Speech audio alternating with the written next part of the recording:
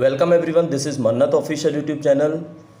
साथियों, 30 जून को आपका एक एग्ज़ाम है चंडीगढ़ के अंदर। 30 जून को कंडक्ट होना है वो एग्ज़ाम। पोस्ट का नाम है आपका क्लर्क। टोटल 5 पोस्ट हैं। एग्ज़ाम चंडीगढ़ के अंदर होगा। सिलेबस का पैटर्न जो है आपको पता है, बाकी हमने टेलीग्राम पर शेयर कर दिया है, जिसमें आपका 20 मार्क्स का जीके है, 20 मार्क्स का कंप्यूटर अवेयरनेस है, 20 का मैथमेटिक्स है, 20 का इंग्लिश है, 20 की रीजनिंग है। यानी टोटल 100 मार्क्स के 5 पार्ट्स 2020 आउट ऑफ आपको दिखाई देंगे वहाँ पे। तो जनरल अवेयरनेस के कुछ ऐसे इंपॉर्टेंट क्वेश्चंस हैं जो चंडीगढ़ एडमिनिस्ट्रेशन के एग्ज़ाम्स में पूछे जाते हैं या किसी भी एग्ज़ाम में। तो ये वीडियो हेल्पफुल रहेगी अगर आप प्रिपरेशन कर रहे हो CCWDC, that is Chandigarh child and women development corporation, Chandigarh administration के अंदर आता है। तो ये क्लास हेल्पफुल रहेगी अगर आप CCWDC के लिए प्रिपरेशन कर रहे हो या किसी और एग्ज़ाम के लिए प्रिपरेशन कर रहे हो जहाँ पे जनरल अवेयरनेस आपका एक इम्पॉर्टेंट पार्ट होता है। तो विदाउट डिले स्टार्ट करते हैं आपकी क्लास। पहला क्वेश्चन आपको देखने को मिलेगा, state in India has the longest coast line. अब देखो, पहली बात तो ये कि क्वेश्चंस आपको इंग्लिश में देखने को यहाँ पे मिलेंगे हमारी क्लास में। क्यों? क्योंकि आपको एग्ज़ाम में भी जो एग्ज़ाम की लैंग्वेज होगी वो आपको इंग्लिश ही देखने को मिलेगी। ठीक है, तो आपके दिमाग में ये कन्फ्यूजन नहीं होनी चाहिए कि हमें हिंदी में क्वेश्चंस देखने को मिले। समझा ज़रूर मैं हिंदी में दूंगा। तो ऐसा स्टेट बताना है जिसकी सबसे ज़्यादा कोस्ट लाइन है अलोंग, यानी सी वाला एरिया जो पड़ता है, कोस्टल एरिया पड़ता है, तो वो आपका गुजरात होता है। ठीक है, तो इंडिया में सबसे ज़्यादा जो बाउंड्री शेयर करता है वो गुजरात शेयर करता है। किसके साथ में? कोस्टल एरिया वाले रीजन में। ठीक है, सेकेंड क्वेश्चन देखते हैं, longitude determine the Indian standard meridian. तो इंडियन स्टैंडर्ड मेरिडियन लिखा मिलेगा या आपको इंडियन स्टैंडर्ड मेरिडियन। तो साथियों ये आपको पता है 5.5 घंटे होता है इंडियन। इसका लॉन्गिट्यूड है वो जो 82.5 डिग्री ईस्ट होता है। कितना होता है? 82.5, 82.5 degree east, that is longitude. ठीक है, यानी आप देखोगे नॉर्थ, साउथ, ईस्ट, वेस्ट। ठीक है, तो क्लियर हुआ ना, लॉन्गिट्यूड क्या हुआ आपका? ईस्ट की तरफ हुआ। थर्ड क्वेश्चन देखने को मिलेगा, नागार्जुन सागर डैम ऑन। आपको रिवर बतानी है, कौन सी रिवर पे है? तो ये कृष्णा रिवर पे आपका नागार्जुन सागर डैम देखने को मिलता है। ठीक है साथियों, पहला था आपका लॉन्गेस्ट कोस्ट लाइन, तो गुजरात की होती है सबसे ज़्यादा। इंडियन स्टैंडर्ड मेरिडियन जो टाइम है हमारा वो 82.5 डिग्री ईस्ट लॉन्गिट्यूड के साथ में डिटरमाइन होता है। नागार्जुन सागर डैम है आपका कृष्णा रिवर पे। ठीक है, कौन सी नदी पे है? कृष्णा नदी पे। अच्छा, कृष्णा नदी पे एक और डैम आपको देखने को मिलता है, that is TB dam. TB कौन सा? तुंगभद्रा। हालांकि ये तुंगभद्रा नदी पे है। ठीक है, तुंगभद्रा डैम। अब ये तुंगभद्रा है ना, जो ये कृष्णा की ट्रिब्यूटरी है। आपको लिंक करके बता रहे हैं ये क्वेश्चन। ठीक है, तो तुंगभद्रा किसकी ट्रिब्यूटरी है? वो कृष्णा नदी की ट्रिब्यूटरी। फोर्थ क्वेश्चन देखते हैं, वर्ल्ड लॉन्गेस्ट रिवर। आपको पता है वर्ल्ड की लॉन्गेस्ट नाइल है, नील बोलते हैं हिंदी में, इंग्लिश में नाइल बोला जाता है। Himalayas belong to which category of mountains. अब माउंटेन्स पता है आपको कैटेगरीज में होते हैं, NCERT अगर आपने पढ़ी होगी। तो हिमालयाज है ना जो आपके, वो फोल्ड माउंटेन होते हैं। ठीक है, क्या होते हैं? हिमालयाज फोल्ड माउंटेन होते हैं। लॉन्गेस्ट या largest river of peninsular India. अच्छा, पेनिनसुलर इंडिया ना, ये रिपीटेड क्वेश्चन, इंपॉर्टेंट क्वेश्चन है आपका। तो ये हम बताएंगे आपको। इसका आंसर होता है आपका गोदावरी। ठीक है, क्या होता है? गोदावरी नदी होती है। फोल्ड माउंटेन्स की जब भी हम बात करेंगे तो क्या होगा साथियों, इसमें आपका चंडीगढ़ के आपके दिमाग में आना चाहिए कि चंडीगढ़ कौन से माउंटेन रेंज में आता है, या जो आपकी फुट हिल है तो फुट हिल ऑफ अरावली है। ठीक है, सॉरी ये रॉन्ग हो गया, अरावली नहीं है, अरावली नहीं है, आपका शिवालिक है। ठीक है, कौन सा है? शिवालिक। तो शिवालिक जो हिल्स हैं उनके फुट हिल में ये देखने को मिलता है आपको चंडीगढ़ शहर। वर्ल्ड की लॉन्गेस्ट रिवर है वो आपकी नाइल रिवर है। तो क्लियर हो गया आपको। तो लॉन्गेस्ट जो आपकी पेनिनसुलर रिवर है वो कौन सी हो जाएगी? गोदावरी हो जाएगी। सेवेंथ क्वेश्चन देखते हैं, longest irrigation canal in India. तो इरिगेशन कैनाल है ना, वो आपकी इंदिरा गांधी कैनाल है। ठीक है, कौन सी है? Indira Gandhi canal. Straight that separate India from Sri Lanka. अच्छा बच्चों, आपको क्या करना है, एक छोटा सा क्वेश्चन है, स्ट्रेट के बारे में बताना है ये क्या होता है, ठीक है। जल संधि या जल कुछ इस तरह से बोला जाता है इसका मतलब। तो इंडिया और श्रीलंका को जो डिफ्रेंशिएट यानी अलग अलग करते हैं तो वो पाक स्ट्रेट है। अब आपने ये ज़रूर याद रखना है, पाक नॉट फॉर पाकिस्तान, ठीक है। ये PALK है पाक, तो पाक स्ट्रेट है जो सेपरेट करता है इंडिया को श्रीलंका से। तो स्ट्रेट के बारे में अगर आपको पता है तो कमेंट में मेंशन करना है। ब्राइटेस्ट एंड हॉटेस्ट, अगर आपसे पूछा जाए ना brightest and hottest, brightest and hottest, तो ये आपका वीनस होता है, ठीक है। सबसे ज़्यादा यही दिखता है ना आपको चमकदार। अच्छा, वीनस का एक और क्वेश्चन आपको बता देते हैं, इनको आपका मॉर्निंग स्टार, ठीक है, इवनिंग स्टार, इसी को बोला जाता है, किसको? वीनस को। तो 9th क्वेश्चंस आपके टोटल हो चुके हैं। इंदिरा गांधी कैनाल होगा आपका लॉन्गेस्ट इरिगेशन कैनाल, पाक स्टेट होगा जो इंडिया को श्रीलंका से दूर करेगा, और वीनस होता है आपका brightest and hottest planet. Morning and evening star कौन सा है साथियों? तो मॉर्निंग एंड इवनिंग अभी बताया था आपको, वीनस है। एग्जाम्पल बताने हैं आपको इंट्रूसिव इग्नियस रॉक के, याद रखना इंट्रूसिव इग्नियस रॉक, तो ये ग्रेनाइट होता है। लोएस्ट लेयर है ना, लोएस्ट सबसे नीचे जो लेयर है एटमॉस्फेयर की, वो आपको पता है ये ट्रोपोस्फेयर होती है, ठीक है। कौन सी लेयर है वो? ट्रोपोस्फेयर। इंट्रूसिव इग्नियस रॉक का जो एग्जांपल है वो ग्रेनाइट है। मॉर्निंग इवनिंग स्टार वीनस को बोलते हैं। ये आपका ब्राइटेस्ट भी है साथियों, लास्ट क्वेश्चन में भी बताया था, और आपका हॉटेस्ट भी होता है, ठीक है। क्लियर हो गया? 13 क्वेश्चन देखते हैं। In which layer of atmosphere ozone layer is found. बड़ा पूछा जाता है, जैसे रेडियो वेव्स का पूछा जाएगा तो आपका आइनोस्फेयर में होती है वो। ये ओजोन लेयर का पूछा जाएगा तो ये स्ट्रेटोस्फेयर में होता है। कौन से स्फेयर में होता है? स्ट्रेटोस्फेयर। क्लियर? 14th देखते हैं, jog fall in which Indian state. तो जॉग फॉल किस इंडियन स्टेट में आता है? आपका कर्नाटका में आता है। श्रावती रिवर है जिस पे आता है, ठीक है। किस पे आता है? श्रावती। ये हिंदी में मैं आपको बता देता हूँ, श्रावती। तो ये श्रावती रिवर है जिस पर आपका जॉग फॉल्स, कर्नाटका, गरसोप्पा भी बोलते हैं इसको, ठीक है। जॉग फॉल्स को कौन सा बोलते हैं? गरसोप्पा। कर्नाटका है तो कुछ नाम थोड़ा सा रहेगा ऐसा ही साउथ साइड का। भाखड़ा नंगल डैम। अब भाखड़ा नंगल डैम आपका किस पे बनाया गया है? सतलुज रिवर पे, ठीक है। सतलुज, हिंदी में इसको सतलुज भी लिखा जाता है, सतलज इंग्लिश में बोल देते हैं।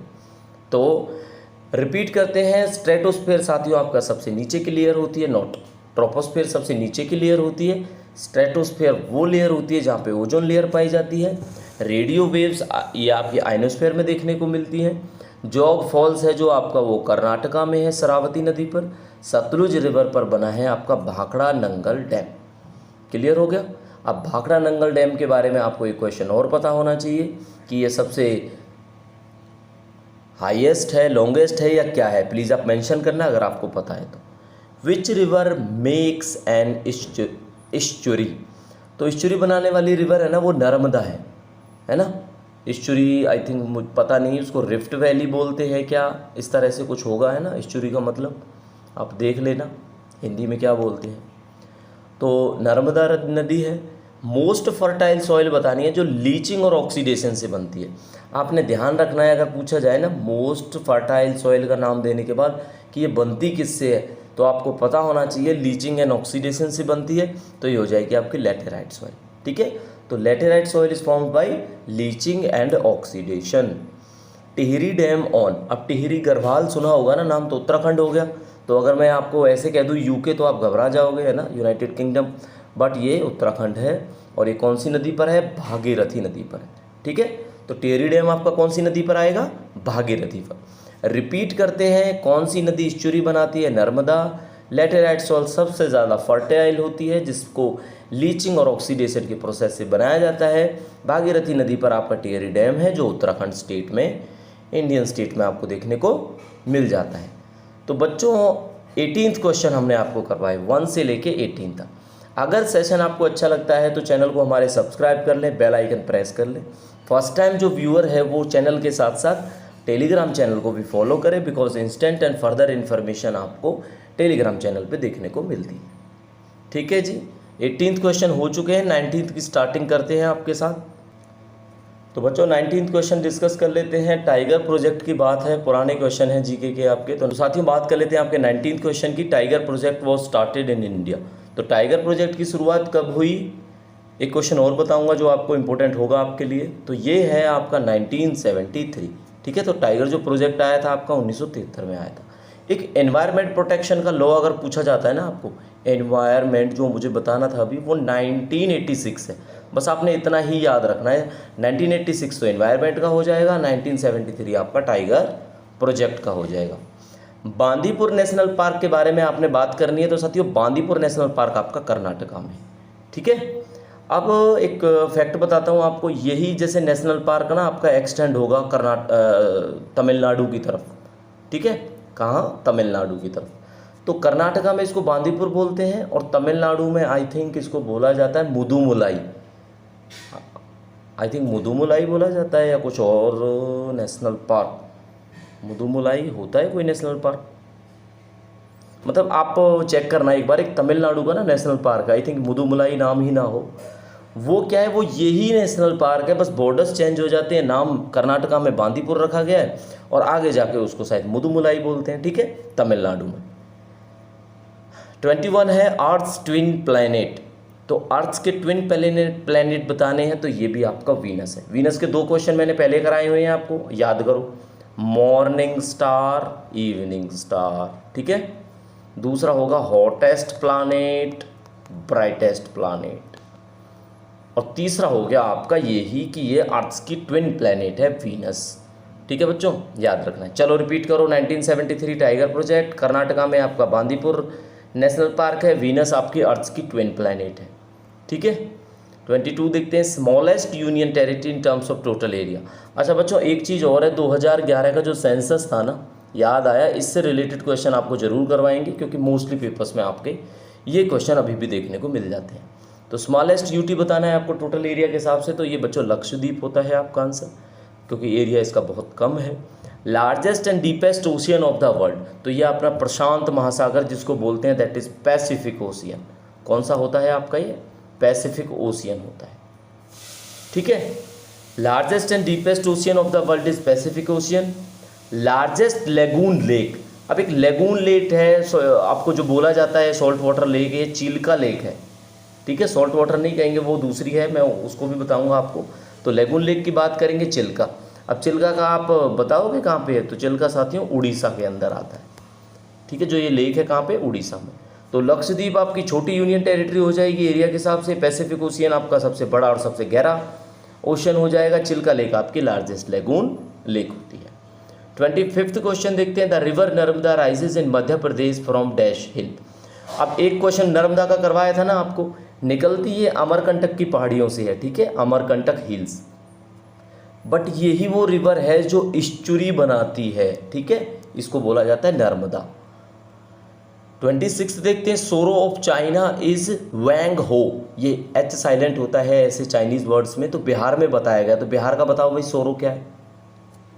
चाइना का सोरो होगा वैंग हो, और बिहार का हो जाएगा आपका कोसी नदी। ठीक है, कोसी नदी पता है ना, कोसी रिवर को ही बिहार का शोक बोला जाता है।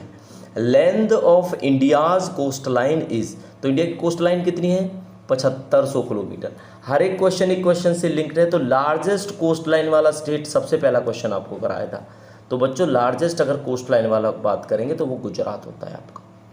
ठीक है, चलो रिपीट करा देते हैं फटाफट। अमरकंटक की पहाड़ियों से निकलती है नर्मदा नदी, कोसी रिवर है आपका बिहार का शोक, और चाइना का शोक है जो सोरो है वो कौन सा है, वैंग हो है। लेंथ ऑफ इंडिया आपकी जो कोस्ट लाइन है 7500 किलोमीटर होती है।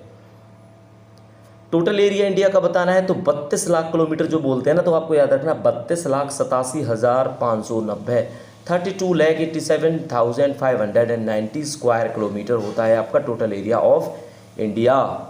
चंडीगढ़ के पेपर्स में आता है ये। ठीक है, प्लैनेट नियरेस्ट टू सन, तो सन के सबसे नज़दीक मरकरी होता है बच्चों। हाईएस्ट पीक बतानी है इंडिया में आपने, तो ये होती है K2 यानी गॉडविन ऑस्टिन। ठीक है, अच्छा साउथ की जैसे पीक बतानी है आपने, तो आप कमेंट करके बताना साउथ की हाईएस्ट पीक कौन सी है, डोडा बेटा पीक है या एनामुदी पीक है, ठीक है, ये आपने कमेंट करके बताना है। तो K2 यानी गॉडविन ऑस्टिन 8,611 मीटर की हाइट पे है, peak 32,87,590 square kilometre total area of India है। प्लैनेट जो सबसे नज़दीक है सन के वो मरकरी है, और हाईएस्ट पीक आपको पता है K2 भी मिलेगा या आपको गॉडविन ऑस्टिन लिखा मिलेगा। Tropic of cancer passes through, अब ये बड़ा पूछा जाता है कि ट्रॉपिक ऑफ कैंसर कितने भारतीय स्टेटों से गुजरती है, तो 8 भारतीय स्टेट हो गए। कौन से हैं, मैप के हिसाब से ही आप याद रख लोगे, गुजरात के बाद राजस्थान आ जाता है, फिर MP आ जाता है, फिर छत्तीसगढ़ आ जाता है, फिर बिहार आ जाता है, फिर झारखंड आ जाता है, फिर बंगाल आ जाता है, फिर त्रिपुरा और फिर आपका मिजोरम, ठीक है। ये आपने याद रखना है, वेस्ट से ईस्ट की साइड की तरफ है ये, क्लियर है ना। Gujarat, Rajasthan, Madhya Pradesh, Chhattisgarh, Bihar, Jharkhand, West Bengal, Tripura, Mizoram, clear. Next class में आपको इसके शॉर्टकट भी बताएंगे, थोड़ा रिवाइज करने में आपको याद रहे, ठीक है। डीपेस्ट ट्रेंच ऑफ वर्ल्ड कौन सा है, तो ये आपका मरीना ट्रेंच है, और मरीना ट्रेंच आपका पैसिफिक ओशियन में है, और पैसिफिक ओशियन आपका डीपेस्ट एंड कौन सा है, सबसे बड़ा, लार्जेस्ट कह लो, डीपेस्ट कह लो, ठीक है, Pacific ocean. Main cause of tsunami क्या है, तो सुनामी होती है डिस्टर्बेंस की वजह से, जो अर्थक्वेक की वजह से होता है सी फ्लोर पे, ठीक है। तो कितने स्टेटों से आपकी ट्रॉपिक ऑफ कैंसर गुजरती है, 8 स्टेटों से। डीपेस्ट ट्रेंच बताना है तो मरीना ट्रेंच, जो आपका प्रशांत महासागर दैट इज पैसिफिक ओशियन में होता है। मेन कॉज आपका सुनामी का है अर्थक्वेक ऑन सी फ्लोर, ठीक है। 34 देखते हैं, largest jute producing state in India, तो बच्चों लार्जेस्ट जूट प्रोड्यूसिंग स्टेट कौन सा है इंडिया में, वो आपका वेस्ट बंगाल है।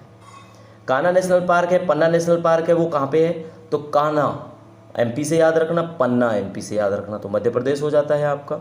हाईएस्ट रिवर जो डैम है इंडिया में वो आपका टिहरी डैम है, ठीक है, highest river dam Tehri dam आपका हो गया उत्तराखंड में।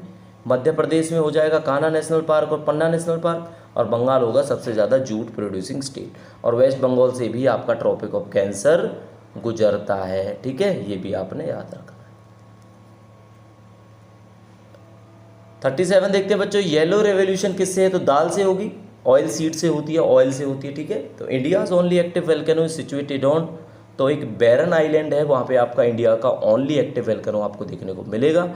अब ये क्वेश्चन थोड़ा सा हम बताएंगे नहीं, बैरन आइलैंड आपने बताना है कौन से स्टेट या हमारे UT में पड़ता है, ठीक है, सिंपल आपने याद रखना है बैरन आइलैंड।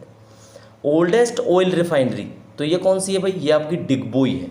अब डिगबोई का बच्चों आप बताओ कि मैं बताऊँ, थोड़ी देर में बता देता हूँ आपको एक क्वेश्चन के बाद, ठीक है। बाकी आपने कमेंट करना है डिगबोई कौन से स्टेट के अंदर होती है आपकी oldest refinery. Yellow revolution oil seed की होती है। बैरन आइलैंड आपका एक्टिव वोल्केनो है, केवल अकेला एक्टिव वोल्केनो इंडिया के अंदर। डिगबोई आपकी ओल्डेस्ट ऑयल रिफाइनरी होती है। 40 देखते हैं, which Indian state receive rainfall during winters in north west. अब याद रखना बच्चों, नॉर्थ वेस्ट डिस्टर्बेंस की वजह से अगर सर्दियों में बारिश हो ना, तो वो आपका ही स्टेट मिलेगा, हरियाणा एंड पंजाब, ठीक है। क्या मिलेगा, हरियाणा एंड पंजाब। तो आपको पता है जॉइंट कैपिटल होती है हरियाणा और पंजाब की, दैट इज CHT, ठीक है, वो चंडीगढ़ है आपका joint capital.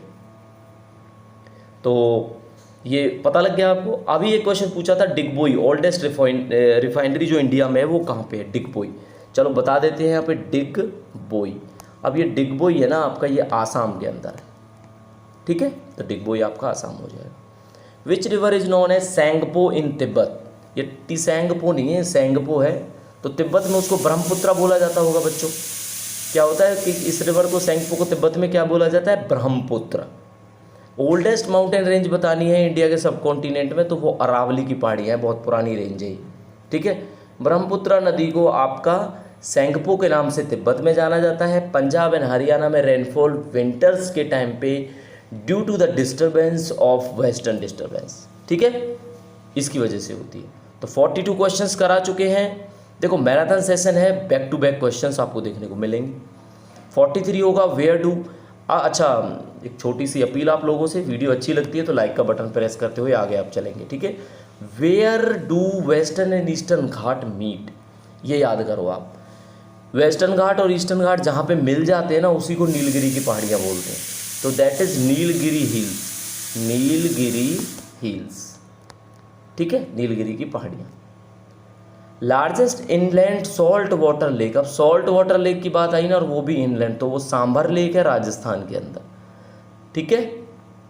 Red Cliff line is associated between located, तो ये भारत और पाकिस्तान के बीच में रेड क्लिफ है, और इंडिया और चाइना के बीच में बताओगे आप कौन सी है, इंडिया एंड चाइना, ये आप बताओगे या कमेंट करके हम ही बता दें, वो आपकी मैकमोहन होती है साथियों, ठीक है। तो रेड क्लिफ आपको पता लग गया। अच्छा, रिवाइज कराते हैं, नीलगिरी की पहाड़ियाँ वेस्टर्न ईस्टर्न घाट जहाँ पे मिलते हैं वहाँ पे देखने को मिलेगी। सांबर लेक जो है राजस्थान में, वो इनलैंड सॉल्ट वाटर लेक है सबसे बड़ी। इंडिया और पाकिस्तान के बीच की जो लाइन है उसको रेड क्लिफ लाइन बोलते हैं। क्वेश्चन आ जाता है आपका 46, first chief election commissioner of India बताना है, और आज का भी बताना है जो इलेक्शन में आपके काम आया, वो आपका करंट अफेयर का क्वेश्चन होगा, ठीक है। I think it should be Rajiv Kumar, current की बात करेंगे, और पहला सुकुमार सेन होगा, ठीक है। आर्टिकल अबॉलिशन टू अनटचेबिलिटी, भाई छुआछूत को रोकना है, वो आर्टिकल 17 है, चंडीगढ़ सेक्टर 17। अब देखो आपको मैच बताता हूँ, ये आपका हो जाएगा, जैसे यहाँ पे देखते हैं आर्टिकल 17, और ये हमारी स्लाइड भी 17, ठीक है, याद रखना। Abolition of untouchability article 17। Environment protection bill was passed by parliament in, तो ये 1986। यही लाइन थोड़ी देर पहले बताई थी जब टाइगर प्रोजेक्ट बताया था 1973 के अंदर, याद कर लेना, रिवाइज कर लेना, दोबारा वीडियो को दोबारा देख लेना। आर्टिकल 17 होगा आपका abolition of untouchability. Sukumar Sen होंगे आपके पहले चीफ इलेक्शन कमिश्नर। 48 क्वेश्चन देखने को मिल चुके हैं। मैक्सिमम परमिसिबल गैप बताना है 2 सेशन के बीच में पार्लियामेंट। तो बच्चों पार्लियामेंट के 2 सेशन के बीच में जो आपका मैक्सिमम परमिसिबल गैप है वो 6 महीने से ज़्यादा नहीं होना चाहिए, ठीक है। फाइनेंस मिनिस्टर जो फाइनेंस कमीशन है वो फॉर्म किया जाता है 5 साल के लिए, बनाता कौन है, प्रेसिडेंट, ठीक है। आपने याद रखना है, इसको जो कॉन्स्टिट्यूट करता है वो प्रेसिडेंट करता है, ना कि फाइनेंस मिनिस्टर करता है। फर्स्ट वुमेन चीफ जस्टिस किसी हाई कोर्ट की है तो वो लीला सेठ है। प्लीज़ बच्चों आप कमेंट करना आई एम राइट और नॉट कि लीला सेठ शायद हिमाचल की थी, ये जो बनी थी ना chief justice first Himachal Pradesh की। तो अगर ये सही है तो आप कमेंट करके बताना। 6 महीने से ज़्यादा बच्चों गैप नहीं होना चाहिए। 5 साल के लिए फॉर्म होता है आपका फाइनेंस कमीशन। लीला सेठ आपकी पहली women chief justice of high court थी, ठीक है। चेयरमैन ड्राफ्टिंग कमेटी का बताना है इंडियन कॉन्स्टिट्यूशन का, तो बच्चों वो है आपका BR अम्बेडकर। कौन है चेयरमैन ड्राफ्टिंग कमेटी का? BR Ambedkar. Who takes final decision that bill is money bill or not? कौन सा बिल मनी बिल है नहीं है, ये आपका स्पीकर बताता है भाई, ठीक है। First general election and first constitutional amendment दोनों ही के टाइम पे हुई, तो वो 1951 के अंदर कंक्लूड हुई, तो 1951 हो जाएगा, ठीक है। तो BR अम्बेडकर जी आपके रहेंगे ड्राफ्टिंग कमेटी के चेयरमैन। फाइनल डिसीजन कौन लेगा कि कोई बिल मनी बिल है या नहीं है, तो वो स्पीकर लेता है। पहला इलेक्शन और पहला जनरल इलेक्शन और पहला कॉन्स्टिट्यूशनल अमेंडमेंट 1951 में देखने को मिल जाता है। 55th क्वेश्चन की बात करेंगे। राइट टू प्रॉपर्टी पहले फंडामेंटल राइट था, लेकिन अब इसको हटा दिया गया भाई, अब ये फंडामेंटल राइट नहीं रहा। तो कौन से अमेंडमेंट से हटाया है? 44वें अमेंडमेंट से। और बच्चों ये कब आया? वो 1978 के अंदर आया। बोरो द आइडिया ऑफ DPSP। अब ये या तो DPSP से याद रखो या आप पूरा ही याद रख लो, directive principles of state policy. तो जब भी डायरेक्टिव लगे ना तो आयरलैंड कर देना, आंसर होगा आयरलैंड, ठीक है। Which word was inserted in preamble 42nd amendment? अच्छा ये बहुत काम का अमेंडमेंट है, पूरा पढ़ लेना चाहिए इसको। बहुत सारी चीज़ें जोड़ी इन्होंने भारतीय संविधान में।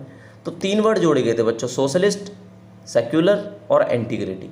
3 वर्ड आपके 42वें अमेंडमेंट से जोड़े गए 1976 के अंदर, जो आपका इंसर्ट किया गया भारतीय संविधान में। 3 क्वेश्चन बन जाते हैं आपके। वर्ड कौन से हैं, अमेंडमेंट कौन सा है, कौन से साल में आया, ठीक है। चलो DPSP आयरलैंड से, 44वें अमेंडमेंट में राइट टू प्रॉपर्टी को हटाया गया फंडामेंटल राइट से। सोशल सेक्युलर इंटीग्रिटी आपका 42वें संविधान संशोधन में वर्ड को इंसर्ट किया गया, जो आपका आया 1976 के अंदर। In case of deadlock between 2 houses of parliament joint sitting is presided bye. अब एक तो पता है आपको डेडलॉक तो है, लेकिन जो सेशन है वो 6 महीने से ज़्यादा गैप नहीं होना चाहिए, ये आपको बताया था।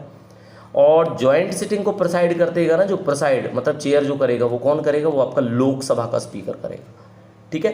अच्छा बच्चों इंटरेस्टिंग क्वेश्चन बताता हूँ आपको, अभी पता ही होगा ओम बिरला जी जो हैं वो आपके बनाए गए हैं अभी 18th जो लोकसभा के स्पीकर। और साथ में लीडर ऑफ अपोजिशन जो है, वो लीडर ऑफ अपोजिशन आपके अगर देखने को मिलेंगे तो वो राहुल गांधी। तो राहुल गांधी जी को बनाया गया है leader of opposition. Fundamental right article 12 से 35 तक है, जो इंडियन कॉन्स्टिट्यूशन के पार्ट 3 में आते हैं। ठीक है, प्रेसिडेंट को रूल को इम्पोज किया जाता है कौन कौन से तहत, 352, 356, 360। बट ये प्रेसिडेंट जो रूल है, जो ये बोला जाता है कि भाई आपका स्टेट अच्छे से काम नहीं कर रहा है, वो 356 है। और पार्ट 3 में आपके 12 से 35 तक के आर्टिकल दिखाए गए हैं, जो इंडियन कॉन्स्टिट्यूशन में आते हैं फंडामेंटल राइट को डिनोट करने के लिए। दो हाउसेज के बीच में पार्लियामेंट के 6 महीने से ज़्यादा का गैप नहीं होना चाहिए। अगर ज्वाइंट सिटिंग करानी है तो स्पीकर ऑफ लोकसभा ही उसको प्रिसाइड करेगा, अगर उनके बीच में कोई डेडलॉक पैदा होता है तो। किस अमेंडमेंट एक्ट के थ्रू वोट डालने की एज को 21 से 18 कर दिया गया? तो बच्चों वो 61 था आपका, 61वां जो अमेंडमेंट था, इसकी वजह से आपको एज को 21 से 18 कर दिया। आज की डेट में 18 है। फाइनेंस कमीशन को कौन बनाता है पता है ना आपको? ये 2 क्वेश्चन पूछे थे हमने आपसे। 5 साल में बनता है एक बनाता कौन है? प्रेसिडेंट। ठीक है, जुडिशियल रिव्यू कंसेप्ट को बोलेंगे तो ये अपना यूएसए से लिया गया था बच्चों। तो जुडिशियल रिव्यू आपका यूएसए से लिया गया। प्रेसिडेंट है जो फाइनेंस कमीशन को बनाता है हर 5 साल में। और 61वां जो संविधान संशोधन है उसकी वजह से वोट करने की एज को 21 साल से घटाकर 18 साल कर दिया गया। देखो बच्चों, इंग्लिश हिंदी दोनों में आपको समझा रहा हूँ, बट ये आप याद रखना पेपर इंग्लिश में रहेगा। ठीक है, तो आपके दिमाग में कन्फ्यूजन नहीं होनी चाहिए हिंदी इंग्लिश को लेके। मिनिमम एज बतानी है, अगर आपने एमपी बनना है तो 25 साल, और अगर लोकसभा का तो ये हो गया, अगर राज्यसभा का मेंबर बनना है ना तो 30 साल होनी चाहिए। चीफ मिनिस्टर को कौन अपॉइंट करता है? गवर्नर करता है। ऐसे प्राइम मिनिस्टर को जब करेंगे तो वो पता ही है आपको, लीडर ऑफ रूलिंग पार्टी होते हैं प्राइम मिनिस्टर। वो भी एक एमपी के तौर पे शपथ लेते हैं, ना कि प्राइम मिनिस्टर के तौर पे। Minimum age to be the member of Rajya Sabha, तो राज्यसभा के लिए 30 साल है, ये हमने आपको अभी बताया था। 25 होगी लोकसभा के लिए, राज्यसभा के 30 हो। बच्चों नेक्स्ट क्वेश्चन देख लेते हैं। 64 मिनिमम एज बतानी है। अच्छा, ये क्वेश्चन हो चुके हैं हमारे। 25 साल होती है, चीफ मिनिस्टर को गवर्नर अपॉइंट करता है, और आपका मिनिमम एज जो राज्यसभा के लिए 30 साल होती है। 67 क्वेश्चन देखते हैं। फंडामेंटल ड्यूटी को कौन से आर्टिकल में लिया गया? तो 51 में लिया गया, 51A के अंदर। याद रखना, रिपीटेड अच्छा क्वेश्चन है इंडियन पॉलिटी का। Which article provide the institution for panchayati raj? तो ये पंचायती राज का 40 में देखने को मिलेगा आपको, आर्टिकल 40 के बारे में। पहला स्टेट कौन सा है जिसने पंचायती राज को इम्प्लीमेंट किया? तो वो राजस्थान है। याद रखना, नागौर डिस्ट्रिक्ट है। डेट भी टाइम भी अगर आपको याद है, ईयर, तो आप मेंशन कर सकते हो। टाइप ऑफ इमरजेंसी कितनी है भाई? फाइनेंशियल इमरजेंसी, इस टाइप की इमरजेंसी तो 352, 56, 360, 3 तरह की इमरजेंसी होती है। क्लियर हो गया? तो 51A में आपका फंडामेंटल ड्यूटीज़ की बात करी जाती है। आर्टिकल 40 आपका पंचायती राज के बारे में बात करता है। और जो एमरजेंसीज हैं वो आपकी 3 तरह की हैं, आर्टिकल 352, आर्टिकल 356 और आर्टिकल 360।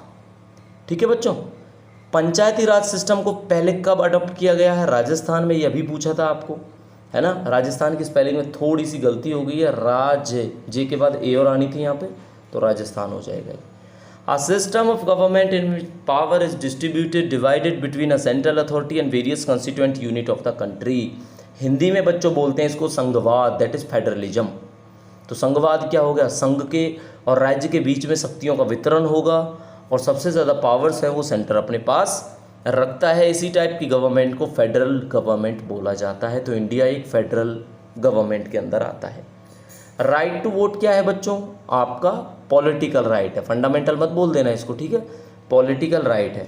और वोटिंग एज को 21 से घटाकर 18 जो किया ना, वो अब आप मेंशन करोगे कौन से संविधान संशोधन।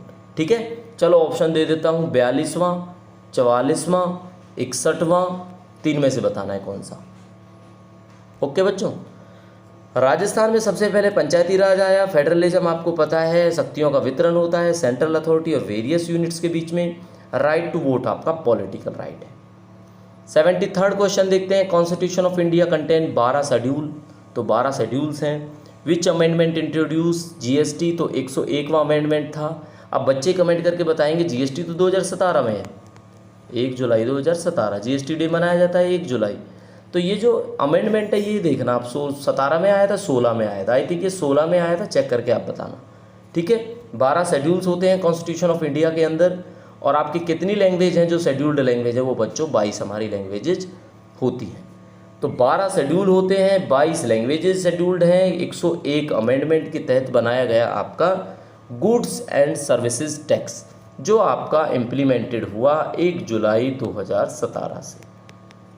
ठीक है बच्चों, तो बच्चों ये 75 क्वेश्चन की बैक टू बैक आपको रिवीजन कराई गई, बड़े अच्छे अच्छे क्वेश्चंस आपने देखा होगा। मोस्टली सारे क्वेश्चन इंडियन ज्योग्राफी और आपका इंडियन पॉलिटी के थे।